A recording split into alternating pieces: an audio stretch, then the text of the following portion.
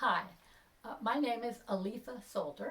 I'm a developmental psychologist and the founder and director of the Aware Parenting Institute.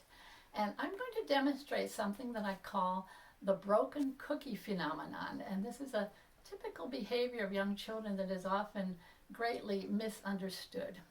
So to do this demonstration, I'm going to use this little wooden toy, and we're going to pretend that this is a little girl, let's say a 4-year-old girl, who goes to preschool every morning. And we're going to imagine that this little 4-year-old girl has a very stressful day one morning. So she gets to school, and the first thing that happens is that, let's say her favorite teacher isn't there. So that stresses her, and we're going to show that she's stressed by winding her up. There are rubber bands in here connecting the different parts. So that's a first stress. She doesn't feel totally safe because there's a substitute teacher that she really doesn't know. And then let's say she goes to the doll area and she wants to play with the dolls, but there's some other children there and they say, "There's no room here, you can't play with us." Well, that's a big stress. She's feeling rejected and sad.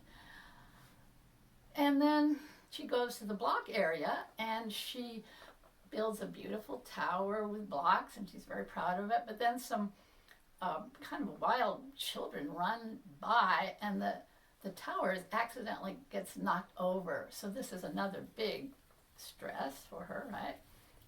So then she decides to try painting. So she goes to the painting area and she paints a pretty picture, but then she accidentally spills paint on her new shoes. So that's not good. So this poor child is having a terrible morning. And then let's say it's snack time and she's very hungry, so she's looking forward to snack time. But snack today is celery and carrot sticks. Well, it so happens that she hates celery and carrot sticks and she's still hungry. So then she waits for her mother to arrive. It's 12 o'clock and maybe all the other children have left and her mother's late. This is really another big stress for her. So her mother's late and she's very worried and upset, worried that her mother forgot about her. So that's frightening experience. And then her mother finally arrives and picks her up and says, "How was your morning?" Well, it's very difficult for young children to verbalize what they're feeling, so she probably won't say much of anything. She'll probably just say, "Okay." And, when her mother asks her what she did, she might just say, "I don't know," or nothing. It's very difficult for her to talk about feelings. So then they get home and her mother gives her lunch and she's still very stressed. You can't tell from the outside though. And she has lunch and finally gets to eat something, and then she wants a cookie for dessert. So her mother says, "Oh, I have cookies," and her mother has made some healthy cookies and checks the cookie box, and she brings it home, discovers oh my goodness, there's one cookie left and it's in pieces, it's broken. And so her mother gives her daughter these pieces of broken cookie. There's your cookie. And the daughter doesn't want a broken cookie. She's very upset about that. And she says, "No, I don't want a broken cookie. It's broken. I don't want it. That's no good." And she starts to cry. But not only does she cry, she throws herself on the floor and has a full-blown temper tantrum. It might look like this.